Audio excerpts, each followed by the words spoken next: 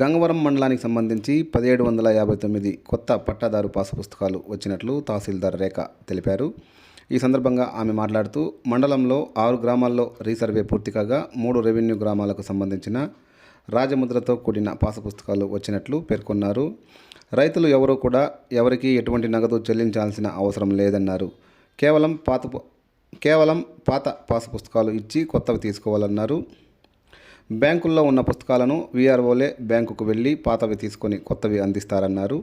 ఈ నెల 9 లోపు పంపిణీ కార్యక్రమం పూర్తి చేస్తామని ఆమె తెలిపారు. అందరికి నమస్కారం అండి. గంగవరం మండలంలో మనకి టోటల్ రీసర్వే జరిగిన గ్రామాలు 6 గ్రామాలు ఉన్నాయి. 6 గ్రామాలకు గాను మనం ప్రస్తుతము 3 గ్రామాలకి పట్టాదారు పాస్బుక్స్ మనం డిస్ట్రిబ్యూషన్ స్టార్ట్ చేసాము. ఇందులో చెప్పదలిచింది ఏంటంటే ఏవైతే పట్టాదారు పాస్బుక్స్ రాజముద్రతో వచ్చాయో వాటిని ఇప్పుడు మనము రైతులకి డిస్ట్రిబ్యూట్ చేయబోతున్నాము. దీనికి మనము రీప్లేస్మెంట్గా గతంలో ఇచ్చిండే పాస్బుక్స్ మేము తీసుకొని ఇప్పుడు రాజముద్రతో ఇస్తున్న పాస్బుక్స్ మేము డిస్ట్రిబ్యూట్ చేస్తున్నాము. మనకి పట్టాదారు పాస్బుక్స్ డిస్ట్రిబ్యూషన్ 2వ తేదీ నుంచి 9వ తేదీ వరకు జరుగుతుంది. ప్రస్తుతానికి 3 విలేజ్ల్లోనూ పట్టాదారు పాస్బుక్స్ డిస్ట్రిబ్యూషన్ జరుగుతుంది. ఈ పట్టాదారు పాస్బుక్స్ డిస్ట్రిబ్యూషన్లో మనకి మెయిన్గా ఈకేవైసీ ద్వారా మేము అక్నాలెడ్జ్మెంట్ తీసుకుంటా ఉన్నాము.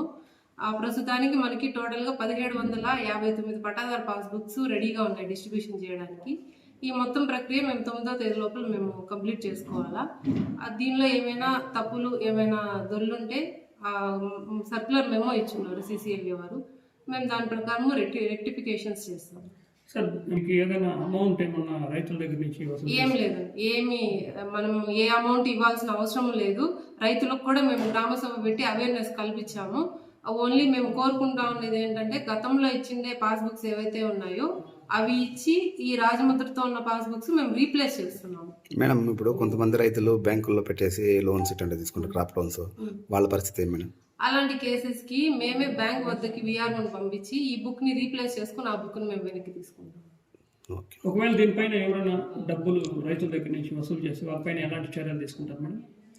మేము ఖచ్చితంగా వాళ్ళ మీద రిపోర్ట్ రాసి పై అధికారులకు పంపిస్తామండి. మేమైతే ప్రజలకు ఆల్రెడీ మేము అవేర్నెస్ కల్పించాము గ్రామ సభ ద్వారా. ఎవరు ఇవ్వాల్సిన అవసరం లేదు.